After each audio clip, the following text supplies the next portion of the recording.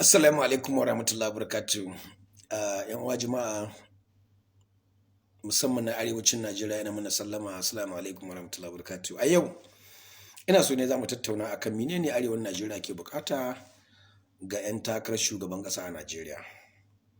Zan ɗan ba mu shawara kuma bayan na gama idan akwai wasu wanda kai gani sai kai comment a kansu domin mu samu mu tallata su insha Allah. Babban matsalar da muke fuskanta a Najeriya musamman a arewacin Najeriya yanzu shine matsalar tsaro. Najeriya muna da matsalar tsaro, muna da matsin tattalin arziki a arewa, muna da rashin ilimi ingantacce a arewa, muna da kasa yin noma a arewa, muna da matsalar hanyoyi a arewa, muna da rashin hanyar jirgin ƙasa a arewa da kuma makamantansu.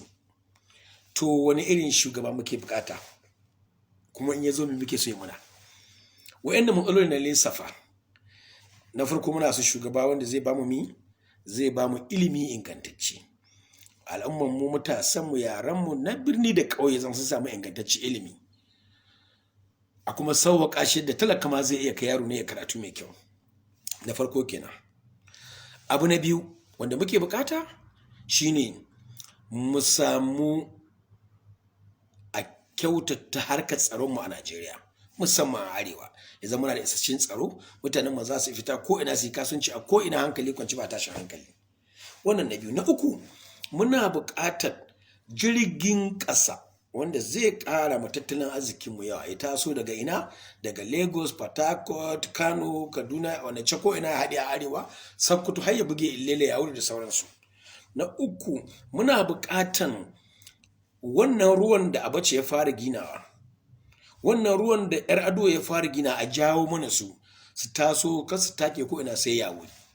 Da haka wanda zai hau shugaban ƙasar Najeriya yana son kuri'a mu ta arewa, ina tsammanin ya kamata ya yi mana wannan ko? Bayan wannan me muke bukata? Muna son hanyoyi ingantacce, muna son tsaro don mu samu mai harkar noma, muna da bukatu masu ɗimbin yawa arewa. Amma ana ka fahimta kai sabbe ne ko kuma ke ali sabbe ne ya me kike ba mu shawara da me kike ya kamata mun tanada ko kuma wanda za mu zaɓa ya muna a nan arewa. Na dai faɗi wayannan ko kuma ku tuhaye mana sauran. A bidiyo na gaba insha Allah zan kawo abinda kuka faɗa. Da fatan ubangiji Allah ya taimake mu. Kafin in zauna a auna mana Jonathan me sunansa dan takarar APC da na AD da na waye da na PDP wa yake iya mana wannan a arewa, ko wane ne ma ko ba mu shawara. Assalamu alaikum. Ma haɗu a bidiyo na gaba da yadda Allah. A kullum dai suna na Aminu Galadima. Sai mu yi magana. Na gode. Shukran, jazakallahu khairan.